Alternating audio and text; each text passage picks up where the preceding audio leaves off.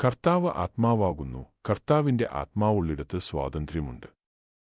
2 കൊരിന്ത്യർ 3:17. ഈ വാക്യം യഥാർത്ഥ ക്രിസ്തീയ ജീവിതത്തിന്റെ സത്ത വെളിപ്പെടുത്തുന്നു.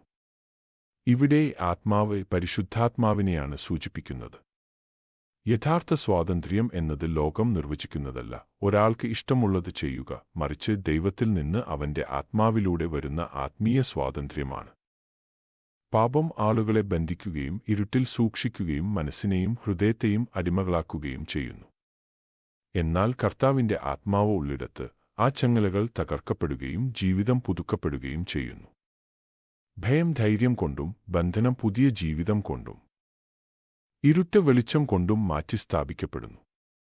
ആത്മാവ് വിശ്വാസികളെ സത്യത്തിലേക്ക് നയിക്കുന്നു, ദൈവഹിതത്തിൽ നടക്കാൻ അവരെ ശക്തിപ്പെടുത്തുന്നു, അവരെ സമാധാനവും സന്തോഷവും കൊണ്ട് നിറയ്ക്കുന്നു. ഈ സ്വാതന്ത്ര്യം അധർമ്മമല്ല, മറിച്ച് ദൈവവചനത്തിൽ നങ്കൂരമിട്ടതും അവന്റെ ആത്മാവിനാൽ നയിക്കപ്പെടുന്നതുമായ ഒരു ജീവിതമാണ്.